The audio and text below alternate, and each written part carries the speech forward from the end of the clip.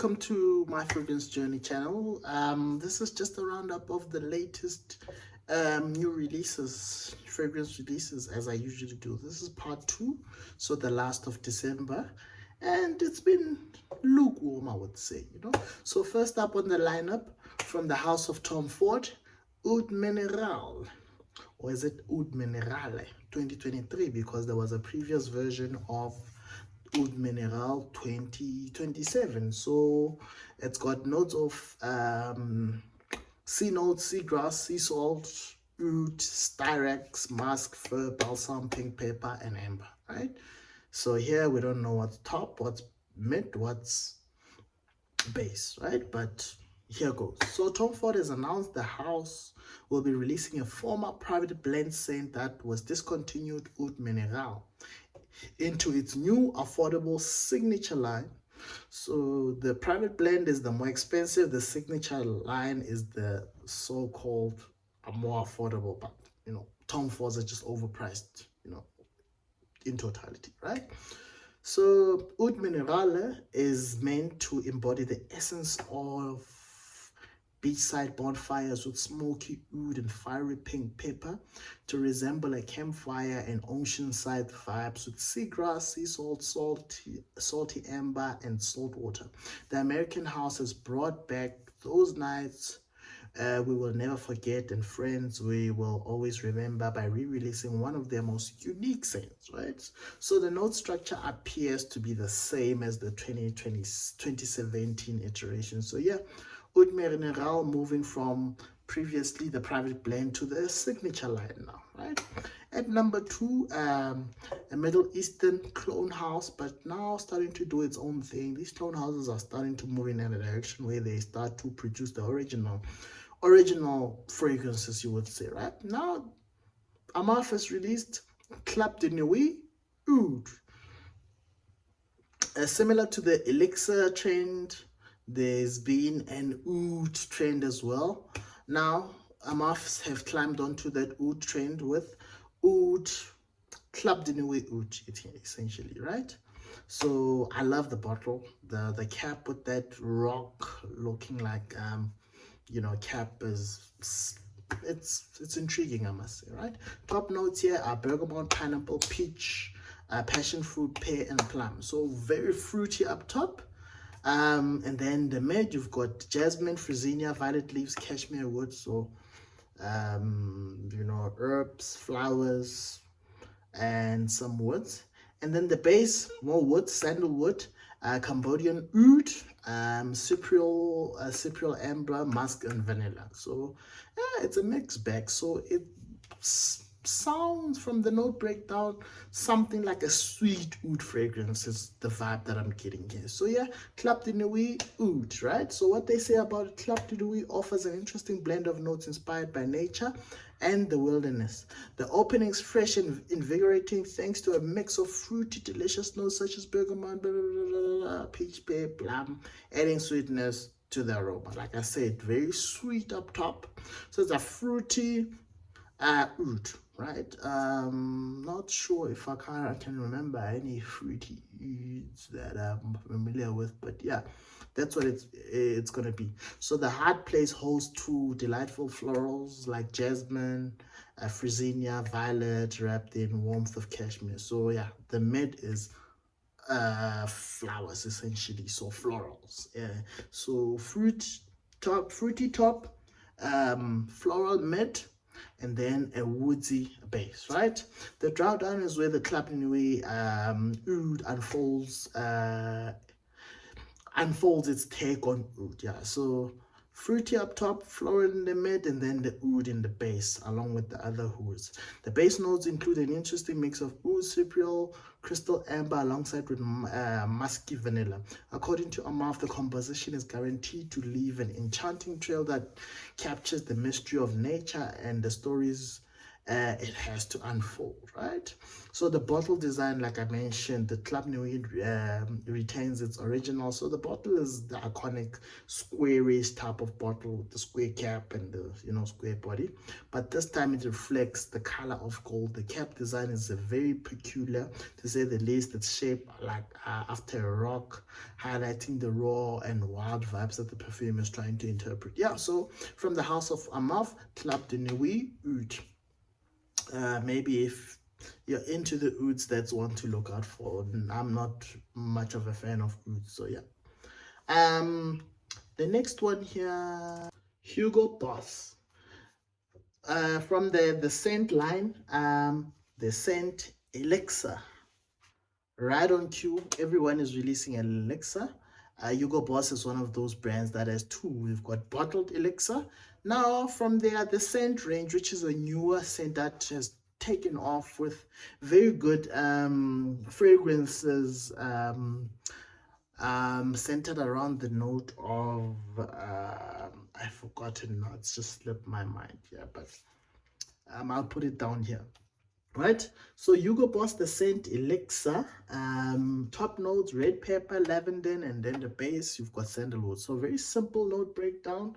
It's packs a punch, comes in this red spicy looking bottle, and it gets straight to the point. So there's a his and hers here, like yeah, Hugo Boss usually does that. There's always a his and hers. And then what they say about it, Boss, the scent Elixar for men, is an amber and leathery fragrance. So amber and leathery fragrance, but in the note breakdown you don't see leather, so very interesting there. So just like its feminine counterpart, offers a strong and richer take on the original formula. So they taken the original formula of the scent line and make it much more punchier. So I wonder how much different it would be from the last flying card, magnetic, because there was the Le Parfum, then magnetic was the last one, and then this one is the Elixar, right? So as much as fans were content with the original Boss the scent, the brand wanted to take it up a notch and release the most intense version they could concoct, right? So yeah, if it works, keep releasing more and more of it, right? That's usually the formula to success when it comes to these things, right? So yeah, so in terms of note breakdown, like I say, very simple. The scent Elixar comes in this nice bottle, and they say it packs more of a punch than the previous version. That's all they say about it, right? So at number 4, from the house of Guerlain, so from the L'Art and La Materie range, which has released quite a lot of fragrances this year. So it's sort of like the special signature line of fragrances, right?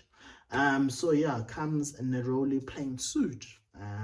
So top notes are turmeric, ginger, cinnamon. So yeah, the yellow pungent stuff at the top. Turmeric, ginger, cinnamon. Then you've got Moroccan orange, blossom, and Neroli in the mid. And then the base is vetiver and sandalwood. So woods in the base, the neroli in the mid, and then the top you get the turmeric, ginger. So something pungent, something very unique. So what they say about it: Neroli Plein suit captures the atmosphere of a novel's premiere as a novel's premiere. A novel's premise as Delphine Jalk, the beautiful and talented perfumer behind this release, tries to interpret the vast desert landscape and this sense of being marooned, hackening back to the part where the aviator's plane crashes in a Moroccan desert on a journey through Europe. The novel's exotic setting is so inspiring that it effortlessly evokes many feelings that Jacques tried to encapsulate.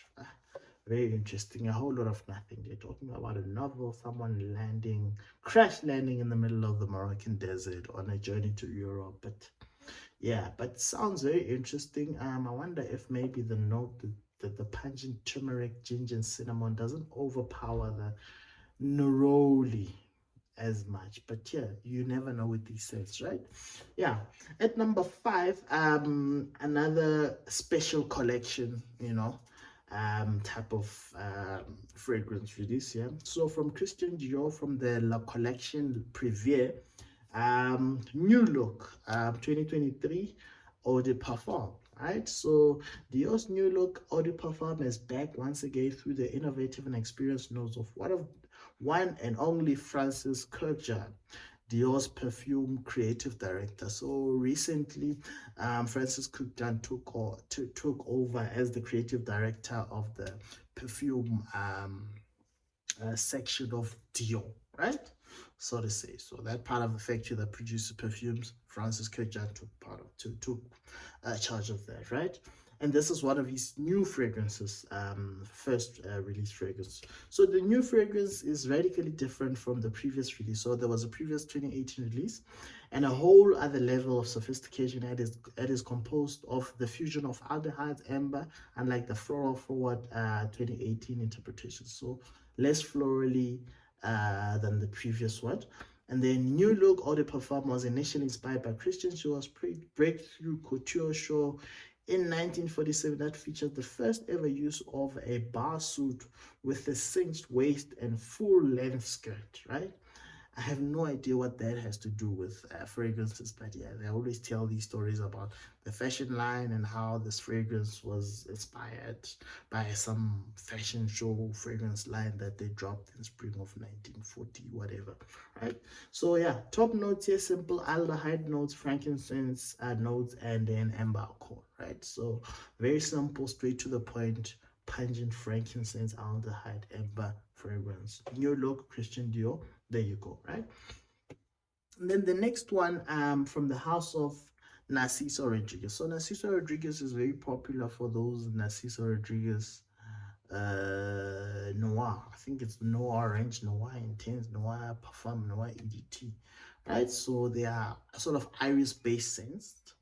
And yeah, it seems like they've sort of stopped with that now and they're moving in a different direction with this vetiver mask. So Narciso Rodriguez vetiver mask EDT. So once you see an EDT, you know there's going to be an EDP and there's going to be a parfum, there's going to be an Elixar at some point. But here goes, this is the beginning of this new line that they're dropping now. So top notes here, cardamom, nutmeg, and cypress. And then the heart, you've got musk, geranium, bourbon, red algae, and lavender. Very interesting notes here, red algae. And then you've got a base of patchouli, cedar wood, and vetiver, right? Yeah, so that's the note breakdown. And what do they say about it? Vetiver mask EDT marks a new phase for the For Him line. So that Narciso Rodriguez For Him, Noir, blah blah blah, this is a new line, right? So Mathilde Mathilde Bejawi, the nose behind the new fragrance, assured that what makes this flanker stand out the most is the use of mineral elements along with vibrant aromatics to grant this blend a much leveled up refinement and sophistication. Vetiver mask starts off utterly spicy, spicy and green, using spicy yet cold cardamom, warm nutmeg, and cypress for an energizing masculine vibe, right? And then the ruggedness of the concoction further deepens as the signature heart of musk radiates through other co-players, red algae, that almost gives off a leathery and mineral vibe, a rosy green aromatic undertone represented by geranium, bourbon, and fresh lavender, right? And then the heart retreats to allow room for a solid base of earthy patchouli, warm cedarwood, and rich vetiver that adds a pungent masculine scent trail that accentuates the multifaceted masculinity of the modern man. So yep, there goes 6 fragrances and new releases in December. This is 2014, guys. I'm looking for 2023, guys. Looking forward to 2024. There's been a lot of interesting new releases, and in my upcoming videos I'll be doing my recommendations in terms of fragrances that were released in 2023 that you should get as soon as possible in January, right, if they tickle your fancy. So with that said, please like, subscribe, leave a comment down below, share the video.